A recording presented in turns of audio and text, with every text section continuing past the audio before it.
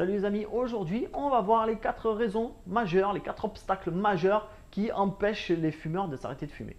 Alors pour vous faire un bref historique, pour les personnes qui ne sont pas allées sur santédefer.fr pour lire ma life, eh ben, je suis un ancien fumeur. J'ai fumé à peu près un paquet par jour pendant presque 10 ans. Alors à peu près un paquet par jour parce que pour ceux qui ne le savent pas, quand tu es heureux, tu fumes plus. Quand tu es malheureux, tu fumes plus. Quand tu es occupé, tu fumes plus. Quand tu t'ennuies, tu fumes plus. En fait, le tabac, c'est la drogue multifonction, ça sert à tout, hein, à tout et son contraire. Donc, j'ai un peu tout essayé pour arrêter. J'ai échoué lamentablement un bon paquet de fois. J'avais essayé les chewing-gums, j'avais essayé les patchs, j'avais essayé de réduire parce que quand tu es à peu près un paquet par jour, au début, tu te dis, bon, je ne vais pas tomber à 0 cigarette, je vais en fumer mais 5 ou 6 par jour, c'est déjà bien. Ça n'a pas marché sur moi. Et la dernière technique que j'avais mise en place, c'était, et ça je l'ai fait pendant plusieurs mois, c'était le soir, j'essayais de finir mon paquet le plus rapidement possible pour être sûr au lendemain de ne pas avoir de cigarette au réveil. Et en me disant, bah, et demain matin, ben, je serai non-fumeur, je n'irai pas au tabac. Bon, ce qui se passait, c'est que dans les 20 minutes après le réveil, j'étais au tabac, je ramenais mon paquet de clopes et je fumais ça avec mon café du matin, normal. Donc, on va voir les 4 obstacles majeurs et après, on va discuter un peu de tout ça si vous tenez jusque-là. C'est parti.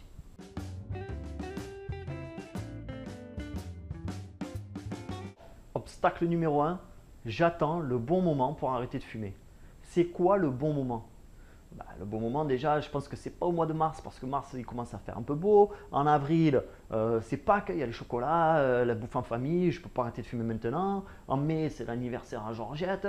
En juin, je suis de mariage.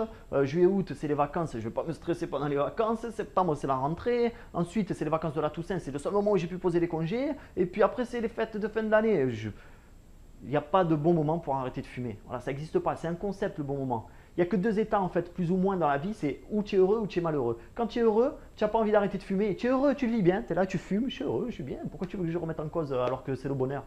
Et le deuxième état, c'est je suis malheureux. Et quand tu es malheureux, tu n'as pas envie d'arrêter de fumer parce que tu ne veux pas te rajouter un deuxième malheur ou une deuxième source de stress. Le bon moment, ça n'existe pas. Le bon moment, c'est quand tu arrêtes. C'est quand tu as dit, bon, ben, c'est fini, tu écrases ta dernière clope. Ça, c'est le bon moment.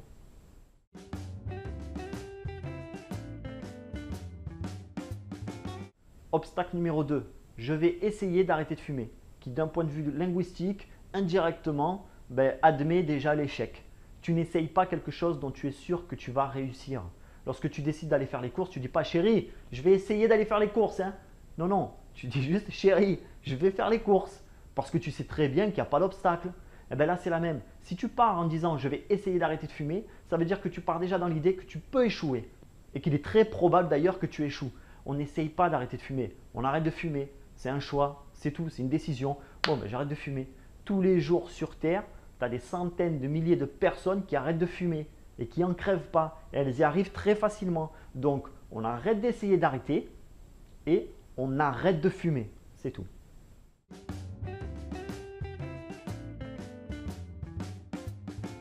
Obstacle numéro 3. Arrêter de fumer, c'est trop difficile. Oh les gars, j'arrête de fumer, si pendant 3 semaines je suis un peu irritable, c'est normal, hein, vous êtes patient. Hein. Si tu démarres comme ça, c'est foutu d'avance. Le monde est ce que tu veux qu'il soit. Tu le vois à travers un prisme. Si pour toi, l'arrêt du tabac, ça va être un calvaire, crois-moi, ça va être un calvaire. Et je te garantis que moi, j'ai échoué à chaque fois parce que je partais de ce postulat de départ. Arrêter de fumer, c'est trop dur. C'est la galère, c'est la torture. Si tu pars comme ça, c'est foutu. Autant se tirer une balle dans le pied et essayer de partir en courant, quoi. C'est la même. Arrêter de fumer, c'est trop facile. Mais vraiment, c'est d'une facilité déconcertante. Alors, je ne vais pas vous dire qu'il n'y a pas une dépendance physiologique à la nicotine. Il y en a une, mais c'est quelque chose de très faible. On ne se lève pas la nuit parce que toutes les heures, il faut se lever pour fumer sa clope. Pourtant, la journée, tu t'arraches les yeux si tu n'as pas ta cigarette toutes les heures. Mais la nuit, tu dors et ça ne te réveille pas. C'est parce que physiquement, physiologiquement, la dépendance, elle n'est pas si élevée que ça. Arrêter l'alcool, le sevrage est difficile. Arrêter le crack, l'héroïne, la cocaïne, tout ça, le sevrage est difficile. Pas le tabac. Je vous garantis, pas le tabac. Tout ce que vous allez ressentir pendant les premiers temps où vous arrêtez de fumer, et c'est surtout les quelques premiers jours. Après, ça va d'une manière dégressive, quoi. Les sensations sont de plus en plus faibles. Tout ce qui va vous arriver, c'est une sorte de sensation de gêne.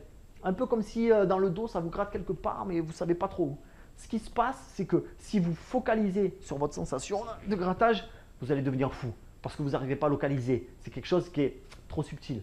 En revanche, si vous laissez passer cette sensation, vous ne l'attrapez pas, vous passez à autre chose, vous faites un truc, ça ça passe. Au bout de 1 minute, ça passe et vous n'y pensez même plus. Et je vous garantis que arrêter de fumer, pardon, c'est pas difficile du tout. C'est facile. Et si vous le prenez du bon côté, c'est même super plaisant.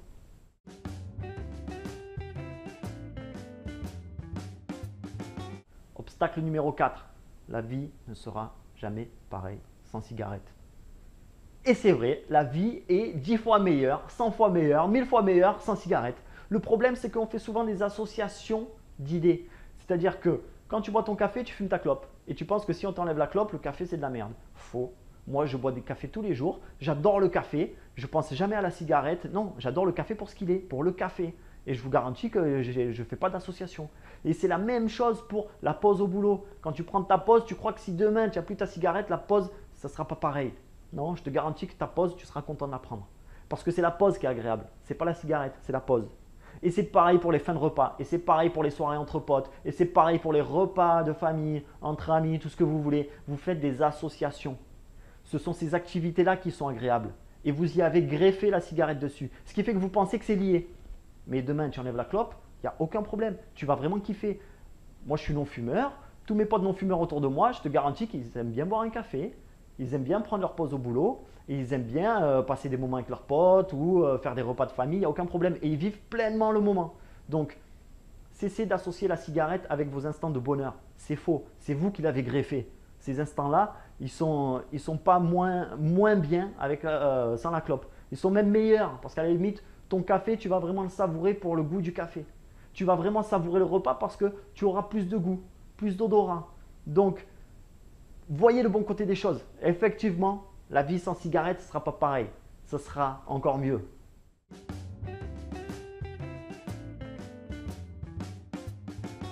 Ce que j'ai voulu développer à travers ces 4 points, c'est vous faire comprendre que arrêter de fumer, c'est juste un problème de perspective. C'est un problème de point de vue. Vous voyez le monde, comme je vous ai dit un peu avant, à travers un prisme. Libre à vous de rendre l'arrêt du tabac difficile ou libre à vous de le rendre très facile. Moi, personnellement, chaque fois que je le voyais comme une suppression de quelque chose, c'est-à-dire oh putain, non, ça va pas être pareil, ça va être galère, je vais souffrir et tout, j'ai toujours échoué. Mais vraiment, j'ai toujours échoué. Et la seule fois où j'ai réussi, c'est quand j'ai pris ça comme un super truc. C'est-à-dire que j'ai compris que j'avais tout à gagner à arrêter de fumer et qu'il n'y avait aucun inconvénient à l'arrêt du tabac. Il n'y a absolument rien. Et même les petits relents d'envie de tabac qui peuvent arriver les quelques premiers jours, c'est un kiff, c'est un challenge. Tu sens l'envie, tu fais « Tu crois que tu vas m'avoir? Attends, tu m'as arnaqué pendant 10 ans, tu crois que je vais tomber dans le panneau ?» Je vous assure que c'est jubilatoire, mais vraiment jubilatoire d'arrêter de fumer quand on part vraiment du bon pied. Je n'ai pas arrêté de fumer tout seul. Tous ces concepts-là, je les ai trouvés dans un bouquin, c'est la méthode simple pour arrêter de fumer. Si je peux vous donner vraiment un bon conseil, si vous êtes non-fumeur, achetez-le à des fumeurs autour de vous et donnez-le. Si vous êtes fumeur, lisez-le. Lisez-le le plus rapidement possible. Moi, je l'ai lu en une après-midi, simple, hein, mais véridique. Je l'ai lu en une après-midi. J'ai fermé le livre, je me suis tapé un fou rire. Mais vraiment, un fou rire diabolique, vraiment le truc de fou, quoi, le ricanement. J'ai fumé ma dernière clope, je l'ai éteinte et je savais pertinemment que c'était terminé. Donc, si vous avez un truc à faire, vous avez 5 € en poche ou 6 €, je ne sais plus combien coûte le bouquin, ça coûte moins cher qu'un paquet de clopes. À l'époque, quand je le conseillais à mes potes, je leur disais oh, ça ne coûte pas plus cher qu'un paquet de cigarettes, vas-y, même je l'offre autour de moi. Ça coûte moins cher qu'un paquet de cigarettes. Lisez-le le plus rapidement possible. Tout ce qui va vous arriver, c'est au mieux, vous allez arrêter de fumer. Au pire, ça ne va rien changer, vous allez continuer à être fumeur. Chacun son truc. Le seul conseil que je peux vous donner également, c'est que lorsque vous arrêtez de fumer, et que vous le prenez du bon pied, hein, vous êtes parti, ça y est, vous êtes non-fumeur direct, vous arrêtez, vous savez que vous avez gagné. Vous êtes non-fumeur à partir du moment où vous éteignez votre clope. Hein. Il n'y a pas besoin d'avoir un délai pour entrer dans la catégorie des non-fumeurs. C'est-à-dire que le fumeur, souvent, il est d'abord un non-fumeur en souffrance. Il est un fumeur en souffrance parce qu'il n'a pas sa cigarette. Et un jour, il espère se réveiller en tant que non-fumeur heureux. Non, non, tu éteins ta clope, ça y est, tu es non-fumeur, vis-le tout de suite. Hein. Donc, ce qui se passe souvent, moi je l'ai vécu tout de suite comme ça, c'est que vous débordez d'énergie. Donc, quand vous débordez d'énergie, ne restez pas sans rien faire. Il y a les trainings sur santédefer.fr, vous pouvez aller vous inscrire dans une salle de sport, vous pouvez aller courir, vous pouvez faire plein de choses, mais bougez, vraiment bougez et évacuez. Parce que pendant des années, vous avez été dans un état de léthargie. Vous avez été sous-oxygéné, aussi bien musculairement qu'au niveau du cerveau. Et d'un coup, le fait de recevoir toute cette masse de carburant, vous ne savez plus quoi en faire. On est limite au bord de l'épilepsie. Donc bougez. Moi je me souviendrai toujours, j'ai arrêté un samedi, le lundi je me suis inscrit à la salle de sport, je m'entraînais 3 heures par jour. Un fou quoi, j'ai attrapé les haltères, je les secouais comme des maracas et on ne m'arrêtait plus. Maintenant ça va, maintenant je gère. Je ne suis pas nerveux, je suis cool, je suis relax. Donc procurez-vous la méthode simple pour arrêter de fumer, changez de perspective, vivez ça comme un véritable bonheur parce que c'en est un, vous avez tout à gagner. Moi j'ai arrêté de fumer, je suis devenu prof de sport. Hein. C'est aussi simple que ça. Ça touche tous les domaines. Ce n'est pas que le financier ou la santé. C'est que vous allez changer complètement. Changer en mieux. Vous n'allez pas devenir différent. Vous n'allez pas devenir le non-fumeur qui fait chier tout le monde là, à dire tu peux aller fumer plus loin s'il te plaît. Moi je fais chier personne autour de moi. Hein. Je vous garantis. Hein. Tu viens chez moi, tu peux fumer ta clope. Hein. J'en ai rien à foutre. Hein. Pas un paquet de clopes parce qu'après ça reste sur les habits et sur les meubles et tout. Mais tu peux fumer ta clope, il n'y a aucun problème.